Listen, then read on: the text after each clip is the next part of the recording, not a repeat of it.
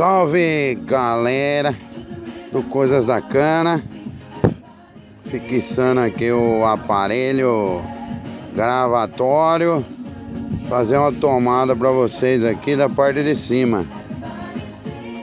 Estamos aqui pelo teto do Velotrol e vamos levar a carreta lá em cima lá pro patrão pegar. Tá com as duas aí também, viu, galera? Aí é o som de DJ Bobo e vamos levar lá. Só que eu queria que ele pegasse um pouquinho mais a carga, sabe? Vamos ver. Aí, ó. Show de bola. Show de bola. Deixar assim mesmo, né? Acho que vai dar rock, viu? Só pra vocês verem aí mais ou menos o gingado do carrão, né? Se o celular não cair. Fixei bem aqui o suporte aqui, vamos ver. E vou levar ela até lá, beleza? Acho que vai dar uma tomada legal aí pra vocês, beleza? Aí o cameraman falou: pai, tenta fazer uma tomada meia de cima. E agora a gente vai tentar aí pra ver o que vira, beleza? Vou lá tacar fogo no Velotrol e vou acelerar o carro. Ver se não vai cair mesmo isso aqui, nada, tudo apertado, tudo ok. Deixa eu ir lá. Pera aí, galera. Vou descer e chegar lá até no Velotrol.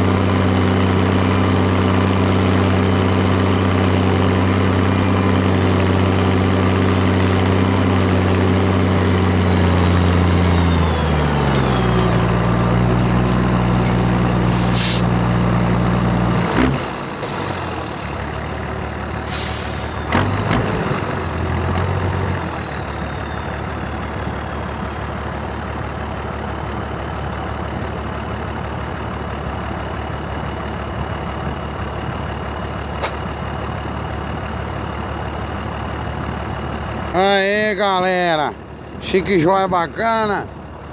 Trouxemos aqui a carretinha pro patrão trelar, pô. Acho que deu uma vibrada aqui um pouco legal, mas não tem problema. Agora a gente vai. Tá bom, fiquei feliz que aí eu não perdi 900 conto no celular. É show de bola, né, galera? A gente faz aí os canais aí pra mostrar o dia a dia aí pra vocês, beleza? Que joia bacana, hein?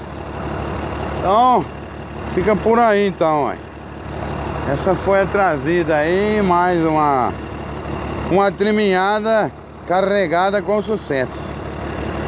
E agora eu vou dar uma parada aqui no vídeo e vou fazer o desengate aqui do Velotrol.